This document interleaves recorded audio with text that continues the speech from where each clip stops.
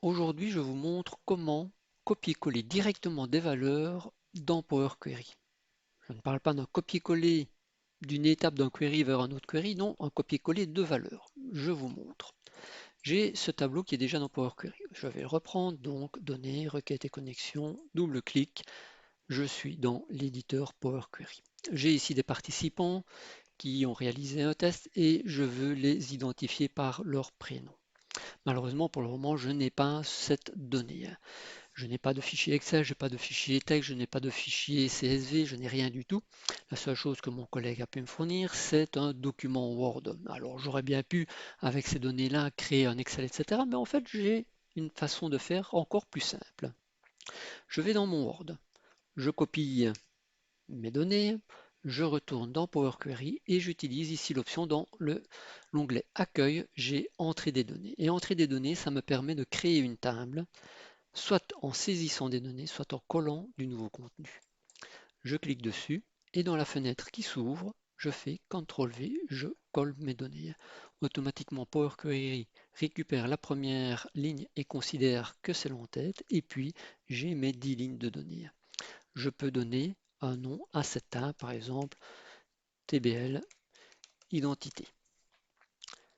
Je clique sur OK. Et de cette manière, Power Query me crée une table, ma table identité, qui n'est pas liée donc à un fichier Excel, un fichier CSV ou un fichier ou une table de données. Non. Mais c'est une table comme une autre qui est utilisable comme une autre. Par exemple, si je vais ici dans table résultat, je peux faire fusionner des requêtes, fusionner cette table avec ma table identité liée sur participants et clients et récupérer de cette manière uniquement le prénom. Je fais OK. J'ai bien récupéré le prénom de mon participant. Cette table fonctionne comme une autre table. Mais cette table, je peux aussi la modifier. Si je vais ici sur la petite roue dentée, eh bien je peux, si je clique ici et je sélectionne une ligne, je peux choisir de supprimer une ligne. Je peux aussi choisir de supprimer une colonne. Je peux ajouter en cliquant ici sur le petit plus une ligne ou je peux cliquer sur le petit plus ici pour ajouter une colonne. Je vais faire la colonne par exemple pour montrer et imaginons que j'ai envie de rajouter les localités. Et bien je le fais là en vitesse. Je fais quelques encodages pour vous montrer. Donc Anvers, Mons, Liège, Namur, c'est mieux comme ceci. Arlon, Grand, Verviers, oui. Et pour finir, Charleroi.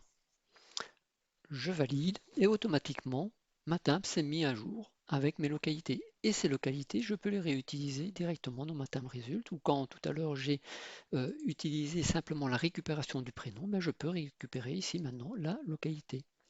Je sélectionne et voilà, mes localités, mes prénoms sont maintenant liés à mon participant.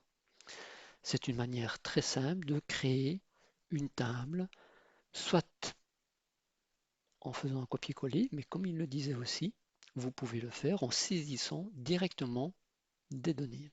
Voilà, j'espère que cette astuce vous donnera des idées. À la prochaine!